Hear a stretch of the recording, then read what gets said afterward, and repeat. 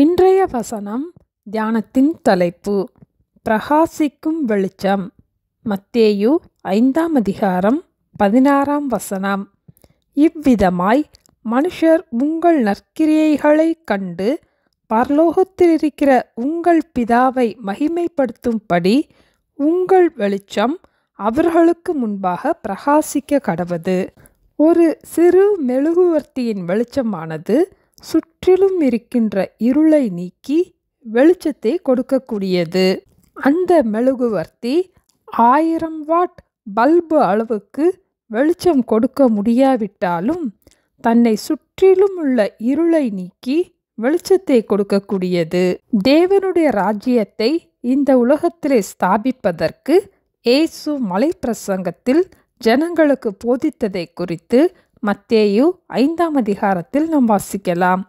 அப்போது அவர் ஜனங்களை பார்த்து, நீங்கள் பூமிக்கு உப்பாயிருக்கிறீர்கள், நீங்கள் உலகத்துக்கு வெளிச்சமாயிருக்கிறீர்கள் என்று கூறினார். நீங்கள் உப்பு, நீங்கள் வெளிச்சம் என்ற 2 உவமைகள் மூலமாக மனுஷர் முன்பாக பரலோகத்திலிருக்கிற பிதாவை எப்படி மகிமைப்படுத்த முடியும் என்பதை பற்றி கூறினார். நாம் சாப்பிடுகின்ற உணவில் உப்பை சேர்த்துவிட்டால் உப்பை நாம் பார்க்க முடியாது.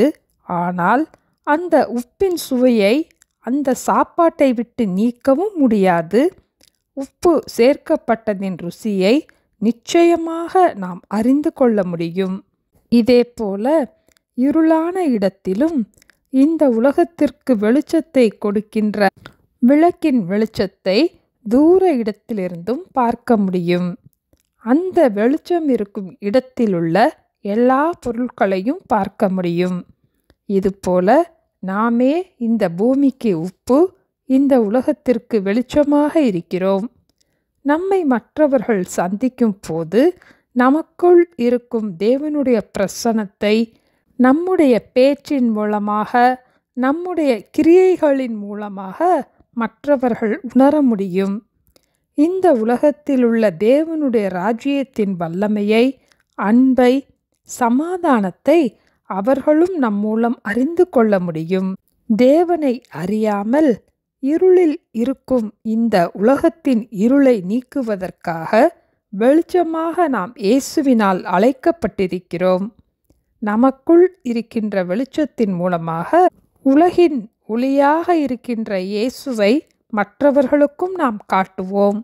இவ்விதமாய் மனுஷர் உங்கள் நற்கிரியைகளைக் கண்டு பரலோகத்தில் இருக்கிற உங்கள் பிதாவை மகிமைப்படுத்தும்படி உங்கள் வெளிச்சம் அவர்களுக்கு முன்பாக பிரகாசிக்க கடவது. ஜெபிப்போமா? எங்களை நேசிக்கிற எங்கள் அன்பின் ஆண்டவரே, நாங்கள் எப்படி இந்த பூமிக்கு உப்பாய் இருக்க வேண்டும், எப்படி இந்த உலகத்திற்கு இன்னும் வெளிச்சமாய் இருக்க வேண்டும் என்பதை எங்களுக்கு போதிக்க ஜெபிக்கிறோம் அப்பா.